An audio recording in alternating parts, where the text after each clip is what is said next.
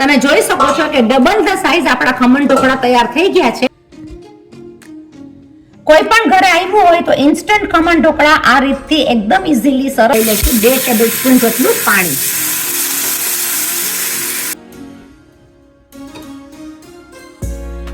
ખમણ ઢોકળા બહુ સરસ મજાના જારીવાળા થયા છે, તો આ જરૂર બનાવજો.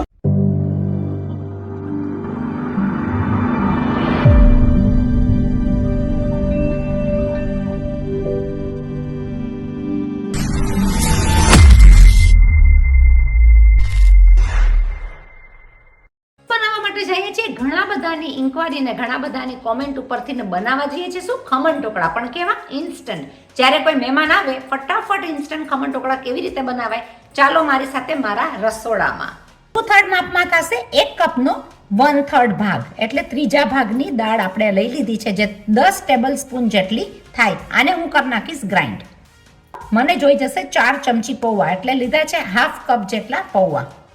મારી પાસે બેસનનો લોટ રેડી હશે, જે રેડી રેગ્યુલર યુઝ કરું છું એ મને ચાલશે નહીં. એટલે ચણાના કરકોરા લોટ માટે મેં લઈ લીધું છે ગ્રાઇન્ડ કરીને ચણાની દાળને આ પ્રમાણે. મને જોઈ જશે લોટ આ રીતના કરકરો. ચણાની દાળનો કરકરો લોટ મેં લઈ લીધો છે 1/3 કપ, એટલે કે 10 ટેબલ સ્પૂન. છે ને કેટલું સહેલું માપ, એની સાથે મેં લઈ લીધો છે 4 ટેબલ સ્પૂન જેટલો પૌવાનો લોટ.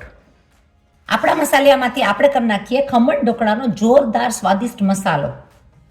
માપથી લઈ લેશું મીઠું, અડધી ચમચી હું લઈ લઈશ હળદર, 1 ચમચા જેટલી લઈ લઈશ મરચાની પેસ્ટ, લઈ લેશું આદુ, ખાટી છાશ લઈ લેશું આવા 2 કપ. આપણી પાસે નોર્મલ દહીં હોય તો 1 કપ જેટલું દહીં સાથે 1 કપ પાણી નાખીને આપણે મિક્સ કરીને એમાં લઈ શકીએ. હું લઈ લઈશ ખાટી છાશ આવા 2 કપ. 2 કપ છાશને થોડું નાખીને આપણે કરી નાખશું બેટર. આ બધા મિક્સિંગમાં હું નાખી દઈશ થોડી છાશ અને મિક્સ કરતી જઈશ એને રાઉન્ડ સર્કલમાં. આપણે એક સાથે બધું નથી નાખી દેવાનું, આપણે નાખશું થોડી છાશ, જેથી કરીને આપણું બેટર આપણી કન્સિસ્ટન્સીમાં બરાબર બને. પૌવા હોવાથી એ બેટર તમારી છાશ લેતી જશે, તો પૌવા અને ચણાની દાળ બંને વસ્તુ છાશને લઈ લેશે, એબ્ઝોર્બ કરી લેશે. એક જ સર્કલમાં હું એને ઘુમાવતી જઈશ અને બેટર બનાવી નાખશું એકદમ સરસ મજાનું ઢોકળાની કન્સિસ્ટન્સીમાં. આની અંદર એ ધ્યાન રાખવાનું છે કે આપણે એક જ સર્કલમાં જઈને રાઉન્ડ ફેરવવાનું છે, જેથી કરીને ઢોકળા બનશે એકદમ સરસ મજાના સોફ્ટ. આ બેટરની અંદર આપણને જોઈ ગઈ 2 કપ જેટલી છાશ ઇઝીલી. એ માપ એક્ઝેક્ટ બરાબર થશે અને આપણું મિક્સિંગ એકદમ જ સરસ મજાનું થઈ ગયું છે, જેવું આપણને જોઈએ છે ખમણ ઢોકળાની કન્સિસ્ટન્સીમાં. આપણું બનાવેલું બેટર એકદમ બરાબર થયું છે. આવું બેટર મને જોતું હતું ઢોકળા માટે, અને આપણે એમાં જોઈ શકીએ કે પાછળ જ્યારે ચમચામાં આ રીતના લાગી જાય, આપણા ખમણ ઢોકળાનું બેટર એકદમ બરાબર છે. આપણે બેટરને બનાવ્યા બાદ ઢાંકીને રાખી દઈશું 30 મિનિટ માટે, જેથી કરીને આપણા ખમણ ઢોકળા એકદમ જ સરસ રીતના સોફ્ટ પણ થાય અને એની અંદર આવી જશે આથો. 30 મિનિટ બાદ આપણે ખોલીને જોઈ લઈએ કે આપણો આથો કેવો આવ્યો છે. આપણો આથો એકદમ સરસ આવી ગયો. તમે જોઈ લો પરપોટા પણ થઈ ગયા છે એની અંદર, એટલે ઓટોમેટિક એની અંદર આથો આવી ગયો છે અને આથામાં આપણું આ પેસ્ટ એકદમ સરસ મજાનું તૈયાર થઈ ગયું છે. છે ને કેટલું સહેલું માપ. ઇન્સ્ટન્ટ ખમણ ઢોકળા તરત જ થઈ જતા હોય છે. એની અંદર હું લઈ લઈશ અંદાજે 1 ચમચી જેટલું તેલ. આપણે તેલ નાખીને કરી નાખશું મિક્સ, જેથી કરીને ઢોકળા આપણા સરસ મજાના સોફ્ટ થવામાં હેલ્પ કરે. મેં લઈ લીધી જ મારી સ્ટીમરની થાળીને ઓઇલથી ગ્રીસિંગ કરીને. સ્ટીમરમાં 3 કપ પાણી લઈને આપણે એને કરવા મૂકી દઈશું ગરમ. તમારી પાસે સ્ટીમર ન હોય તો તપેલાની અંદર પાણી નાખીને પણ થાળી મૂકી શકાય. આપણા ખમણ ઢોકળાને એકદમ સોફ્ટ કરવા માટે હું લઈ લઈશ 1 ટીસ્પૂન જેટલો ઈનો. ફ્રૂટ સોલ્ટથી એકદમ જ સરસ મજાના ફૂલશે અને એકદમ સરસ થશે. કરી નાખશું એને એકદમ મિક્સ. આપણા ખમણ ઢોકળા ફ્લફી પણ થવા માંડ્યા છે અને ડબલ ધ સાઇઝ થઈ ગઈ છે. કલર પણ ચેન્જ થઈ ગયો છે. આપણા ખમણ ઢોકળાની થાળી તૈયાર છે. એને મૂકી દઈશું સ્ટીમરમાં, થવા દેશું 7 થી 8 મિનિટ. ફૂલાવાની પ્રોસેસમાં તમે બેકિંગ પાવડર કે ઘરનો સોડા બાયકાર પણ લઈ શકો, પણ ઈનોથી રિઝલ્ટ એકદમ સરસ આવતું હોય છે. મીડિયમ ફાસ્ટ તાપ ઉપર આપણે એને થવા દેશું. તમે જોઈ શકો છો કે ડબલ ધ સાઇઝ આપણા ખમણ ઢોકળા તૈયાર થઈ ગયા છે. 7 થી 8 મિનિટમાં એને ચેક કરવાની રીત આ પ્રમાણે હોય છે. આપણને એમાં સ્ટીક એટલા બધા નથી થતા. આપણા ઢોકળા થઈ ગયા છે રેડી.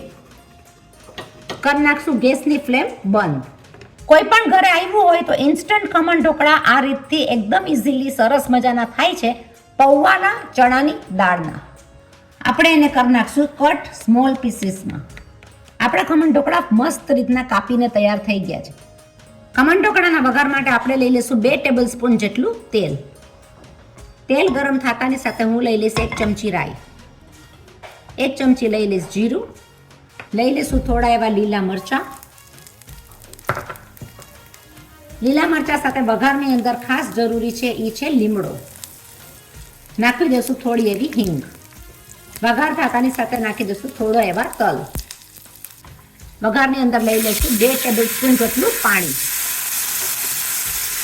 ગળાશ ખટાશના બેલેન્સમાં આપણે લઈ લઈશું 2 ટેબલ સ્પૂન જેટલી ખાંડ, જેથી કરીને આપણા ખમણ ઢોકળા થાય ગળાશ ખટાશ તીખાશની બેલેન્સમાં. આપણા કરેલા સરસ મજાના વઘારને લઈ લઈશું આપણા ખમણ ઢોકળાની ઉપર. જોરદાર વઘારની ઉપર આપણે ડેકોરેટ કરી નાખશું થોડા એવા સૂકા ટોપરાથી, કે લીલું નારિયેળ હોય તો તમે લીલું નારિયેળ પણ લઈ શકો. સાથે ડેકોરેટ કરી નાખશું આપણા ઢોકળાને કોથમીરથી. તમે જોઈ શકો કે આપણા ખમણ ઢોકળા બહુ સહેલી રીતના 15 મિનિટમાં ઘરના દળેલા લોટ અને પરફેક્ટ માપ સાથે. તો તમે કહેશો મીનાબેન અમને બતાડો તો ખરા ખમણ ઢોકળા કેવા થયા છે. આપણે ખોલીને જોશું કે ખમણ ઢોકળાની સાઈઝ એકદમ ડબલ થઈ ગઈ છે, ફૂલીને જારી એકદમ પડી છે. ખમણ ઢોકળાને તોડીને પણ જોઈએ તો ખમણ ઢોકળા બહુ સરસ મજાના જારીવાળા થયા છે. તો આ જરૂર બનાવજો સહેલી રીતના.